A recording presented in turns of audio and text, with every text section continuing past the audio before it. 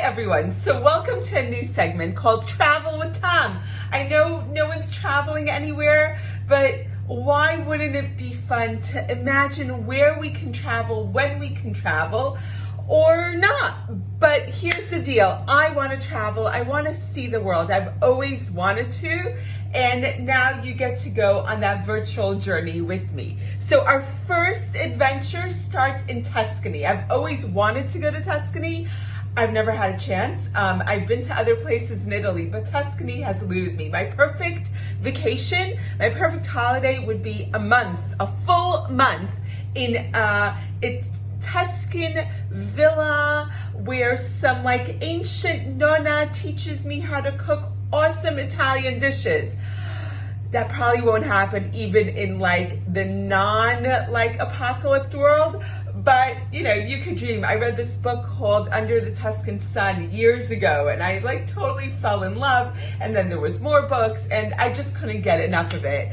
And Jewish history really is a big part of Italy. Italy looms large in the Western Jewish history. The first time we hear of Jews in Tuscany is in 1159 when Benjamin of Tudela, a traveler from Spain, comes to Italy, and he says there's a Jewish community in Florence. Because we are concentrating on Tuscany, I'm going to bring you a dish called Cantucci di Prato, or Prato. Prato is a town in Tuscany. The reason I'm wearing a glove is because I cut my thumb, and that just wouldn't be hygienic to not put a glove on. So Cantucci di Prato. Cantucci, unlike biscotti, they sound like they should be the same thing. They're both dry biscuits that are cooked twice, but in truth, biscotti in Italy refers to any cookie. Cantucci is specifically this very hard cookie that is twice baked, always has almonds in it, not any dried fruit or chocolate, and is an ancient recipe. It would have been created at a time where people really did travel for months at a time, and these cookies, once baked, stored in an airtight container, will stay put for like 2 months. Let me just get the nuts out of the oven. So first thing you have to do is toast the nuts, very important. So check it out, my nuts are toasted. We can lower the oven temperature and I could stop shouting over the noise of the oven. And what these biscuits, these Cantucci are specifically, is a dessert biscuit. You have them after dinner with Vinsanto, which is a sweet Italian wine. Again, my fantasies of sitting under the Tuscan sun as the sun is setting in my villa. I'm very excited about this. So let's do our Cantucci di Prato, this ancient Tuscan recipe. My nuts are cooling, and what I have here is saffron, which I mashed a little bit between 2 spoons and added some boiling water. And as we've discussed in the past, saffron is this very Jewish seasoning. It is imported by Jewish traders. Livorno, which we're going to discuss next time, is one of these port cities where Jews are very involved in trade. So saffron, we've got fennel seed, which gives it this aniseed type flavor, and we've got our eggs. So the first thing I'm gonna do is I'm gonna add my flour to my bowl. I'm gonna add my sugar and a 1/4 teaspoon of baking powder, all going in, and give everything a good mix. So I'm gonna make a well. If I was a real Italian nonna, I would just do this straight on my bench, put it all straight on the counter. I am not an Italian nonna, as it turns out, so I need a bowl. But if you're adventurous, do it straight on the counter, people. Into my eggs, which I'm going to beat in the cup. I'm going to add the saffron. And because saffron is so expensive, and they're hand-picked, I'm not gonna let anything escape. So all the saffron thread. And what this does is it's a very different taste than we're accustomed to. We're like totally about the vanilla flavor and chocolate or even coffee. And this aniseed and saffron is so beautiful of a taste. We're so unaccustomed to it, but it's stunning. We're gonna add the fennel seeds to the egg mixture. And all of this is going into my flour. So now that I've got my flour, my egg, I'm gonna give it all a good mix.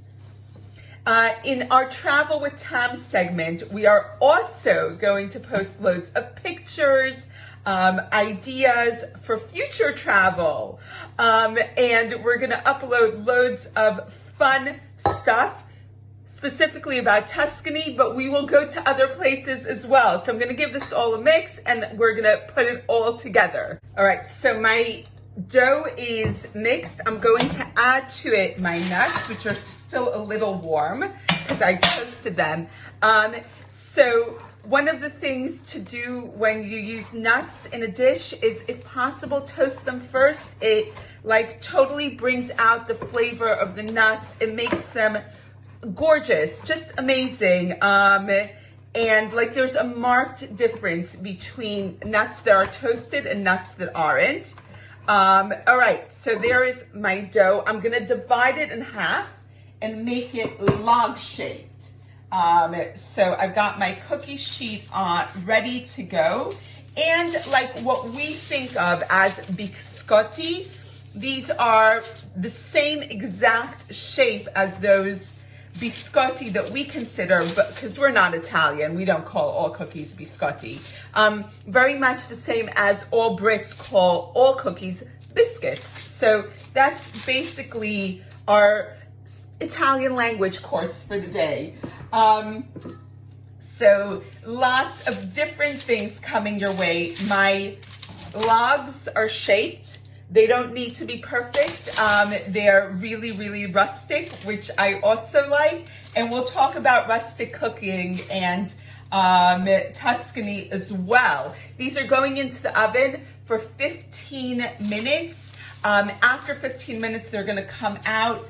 We're gonna slice them, and then they're going to a much lower temperature oven for another 45 minutes to dry out. My Cantucci di Prato is out, check that out. And now I have a cutting board, I've got a sharp serrated knife, and I'm ready to slice. I'm gonna slice them thin. I've lowered the temperature on the oven, and they're going back in now to totally dry out. So you'll see I've sliced them. I don't know if you could tell, they're still a bit cakey. You could see that I could squeeze them. So now the really important part is to get them super dry and super crispy. And you can see how thin I've sliced them. They're about half a centimeter, quarter of an inch. I'm not quite sure. I would say half a centimeter, close to a centimeter. I don't know. Anyhow, this is what we're after. All right, so all my Cantucci are sliced and ready to go back in the oven to dry out. I got my ruler because, no, this is not OCD. I just wanted to know how much, what the size is that I'm asking you to cut it. So the biggest one I have here is almost 2 centimeters, which is, let's do inches, which is about half an inch. And the thinnest I managed to cut, which is what I was going for, is about 1 centimeter. So we're aiming for 1 centimeter, but nothing really horrible is gonna happen if you don't manage to slice them that thin. But I'm super excited about these. Please try them at home. They are awesome, and they last for like 2 or 3 months. What could be better? Join us as we travel through Tuscany virtually. You're gonna love it. See you soon.